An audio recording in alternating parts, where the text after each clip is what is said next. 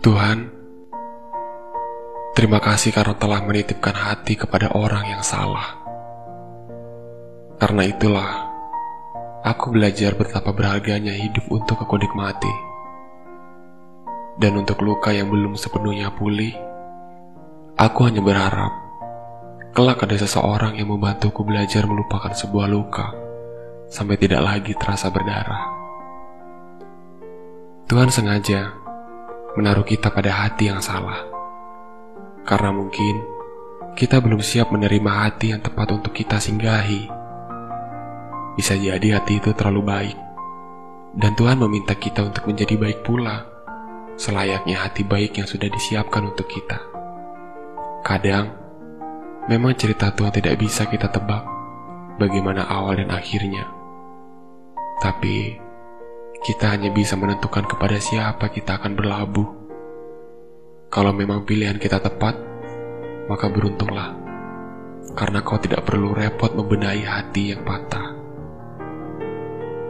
Dan kalaupun yang kau pilih bukanlah pilihan Tuhan, tak apa, itu hanya sedikit dari rencana indah yang sudah diatur sedemikian rupa.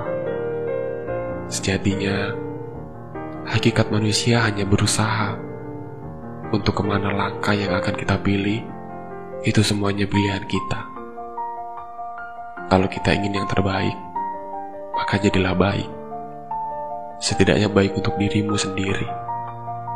Karena tak jarang banyak manusia berbuat baik hanya demi dilihat manusia lain. Betapa sebuah usaha yang sia-sia. Coba kita renungkan. Kenapa kita masih diberi nafas dan hidup sampai detik ini? Kalau tidak untuk berusaha mengejar sebuah mimpi dan sebuah hati. Kadang, tujuan hidup seseorang hanya untuk bersenang-senang, mencari dalam sehari, dan menghabiskan dalam semalam.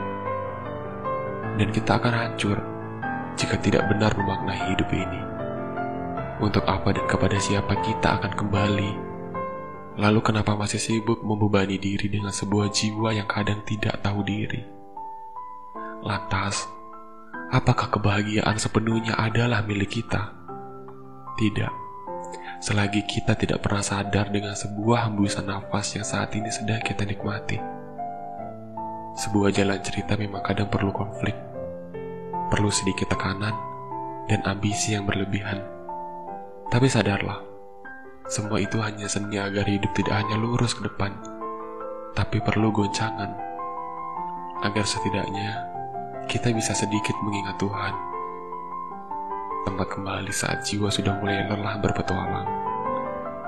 Dan Tuhan selalu menanti itu. Kemana umatku ketika dia sedang bahagia? Sini mendekatlah dengan peluk yang erat.